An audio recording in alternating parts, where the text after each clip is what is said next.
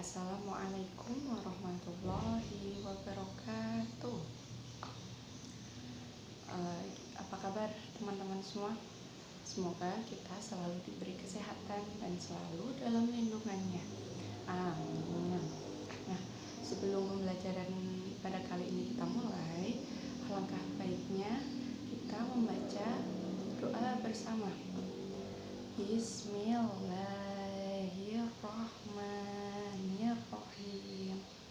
Raditu billahi robba wa bil islami dina wa bi muhammadin nabiyya wa rasula rabbi zidni ilma warzuqni fahma. Amin.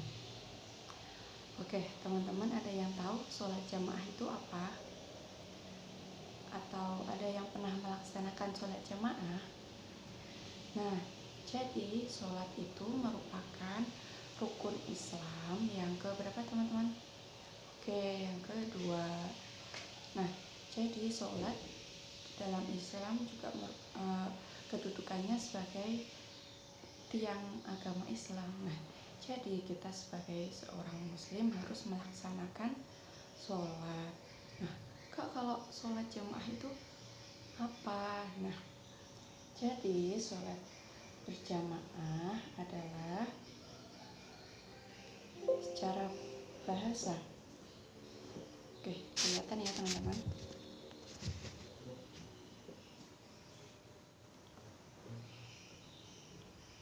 Sholat berjamaah secara bahasa yaitu sholat yang dilaksanakan bersama-sama atau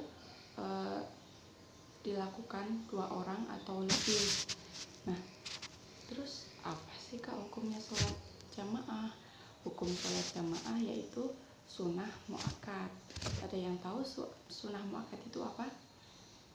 Oke, sunnah muakkad itu sunnah yang paling utama dilakukan oleh laki-laki di masjid. Nah, jadi kebaikan sholat berjamaah itu melebihi sholat sendirian. Kalau kita sholat sendirian mendapatkan 1 pahala, kalau berjamaah kita dapatnya 27. Banyak kan? Nah, menurut hadis riwayat Bukhari Muslim, sholat berjamaah melebihi sholat sendirian dengan pahala 27 derajat. Oke, adapun syarat ketentuan sholat berjamaah. Nah, Kak, kalau mau jadi imam apa aja sih syaratnya? Nah, jadi ini syarat menjadi imam yang punya bacaan Al-Qur'annya fasih. Nah, jadi dia boleh menjadi imam. Nah, selanjutnya paling paham tentang fikih dan mengerti ilmu agama dan ilmu sholat.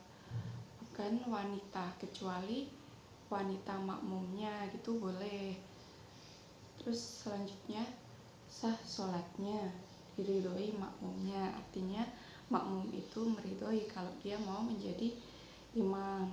Kemudian imam rawatib, banyak hafalannya, kayak seperti dia banyak hafal tentang surat-surat pendek seperti itu. Oke, selanjutnya yaitu syarat menjadi makmum apa aja sih? Nah, jadi adapun syarat menjadi makmum, pertama, niat menjadi makmum, tidak melewati posisi imam. Nah, jadi kalau makmum itu harus berada di belakang imam, tidak boleh di depannya imam ya teman-teman. Nah, tidak terpisah dengan imam.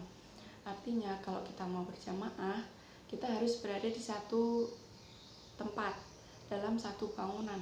Kalau misal saya mau jadi makmum, terus imamnya teman-teman di rumah, bisa nggak kira-kira?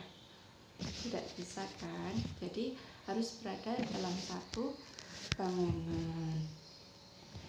Terus kemudian tidak mendahului imam. Nah, kalau makmum walaupun dia tahu gerakannya gitu loh, tapi kita harus mengikuti gerakan imam, tidak boleh malah mendahului imamnya, itu tidak boleh. Terus kita harus ikuti semua gerakan imam. Oke, yang terakhir yaitu mengakui sahnya sholatnya imam. Oke, jadi ini posisi imam dan makmum dalam sholat jamaah ya teman-teman. Ya.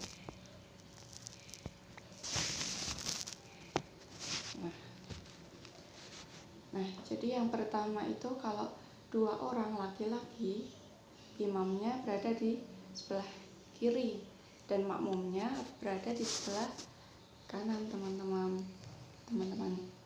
Nah, yang kedua yaitu ini, 3 orang laki-laki atau lebih. Kalau 3 orang laki-laki atau lebih, berarti yang 3 makmumnya itu harus berada di belakang imam. Seperti ini contohnya ya. Terus yang ketiga, 1 laki-laki dalam 1 wanita. Nah, jadi imamnya di depan, makmumnya itu di belakangnya si laki-laki. Oke, yang keempat, 2 laki-laki dan 1 wanita atau lebih. Nah, jadi kalau 2 laki-laki, yang imamnya di depan, terus yang makmum laki-lakinya agak di sampingnya, terus yang perempuan berada di belakangnya. Oke, yang keenam yaitu 3 orang wanita atau lebih. Nah, berarti kita yang imamnya di tengah, nanti yang keduanya berada di samping kiri sama kanan agak ke belakang. Oke, yang ketujuh yaitu beberapa laki-laki dan wanita. Nah, jadi imamnya harus berada di depan sendiri. Habis itu nanti 3 orang di belakangnya imam, 3 lagi yang wanita di belakangnya makmum yang laki-laki. Yang ke-8 yaitu bila ada anak-anak.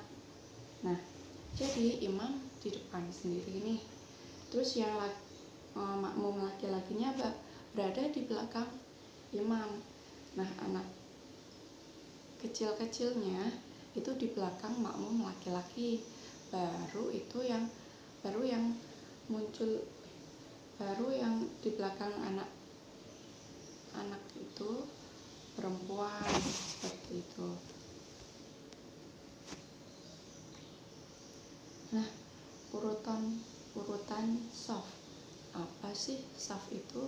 Nah, jadi shaf itu adalah barisan dalam sholat. Nih, misal ini imam, posisi makmum, belakangnya imam itu posisi makmum dewasa laki-laki, kemudian posisi makmum anak laki-laki, baru jarak beberapa shaf itu baru posisi makmum anak-anak wanita, kemudian posisi makmum dewasa wanita, seperti itu. Nah, makmum masbuk. Apa sih makmum masbuk itu? Makmum masbuk adalah makmum yang tertinggal sholatnya, atau makmum yang datangnya terlambat, yaitu ketika imamnya telah melakukan ruku, makmum tersebut dianggap ketinggalan 1 rakaat. Makmum masbuk setelah datang langsung takbiratul ihram dan mengikuti gerakan imam. Nah, terus gimana sih cara mengingatkan imam yang lupa? Ada yang tahu teman-teman? Gimana caranya?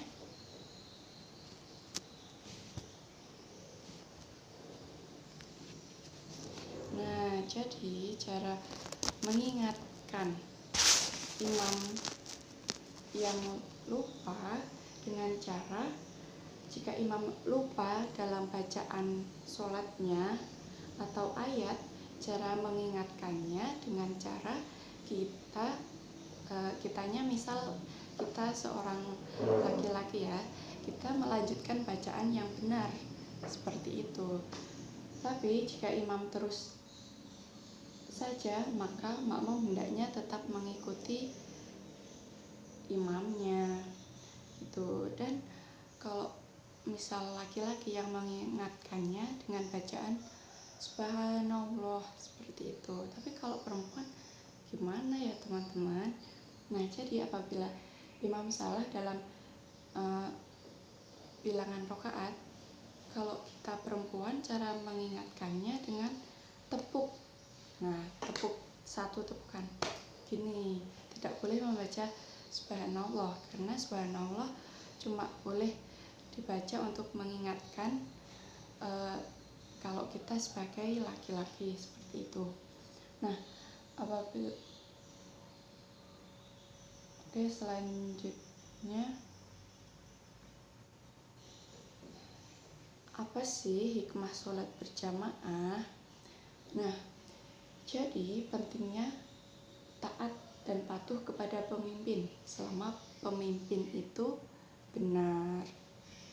Nah, apabila pemimpin salah, makmum berhak mengingatkan nggak? Oke, jadi kita juga dianjurkan boleh untuk mengingatkan imam yang salah. Oke, mendidik disiplin, menumbuhkan sikap sosial, tegang rasa, saling menghargai antara yang satu dengan yang lain, meningkatkan ukhuwah Islamiyah. Nah, jadi dengan jamaah kita bisa meningkatkan ukhuwah Islamiyah. Ukhuwah Islamiyah itu yaitu persaudaraan Islam, seperti itu. Kita jadi dekat, bisa kenal dengan saudara-saudara kita, seperti itu. Sampai sini ada yang mau ditanyakan? Nah, ingat ya teman-teman, nanti kalian mempraktekkan sholat berjamaahnya di rumah ya, karena sedang pandemi COVID-19. Dan jangan lupa tetap jaga kesehatan ya. Oke, kalau tidak ada yang mau ditanyakan, sekian dari saya. Apabila ada kurang lebihnya, saya mohon maaf. Wabillahi taufiq wal hidayah. Wassalamualaikum warahmatullahi wabarakatuh.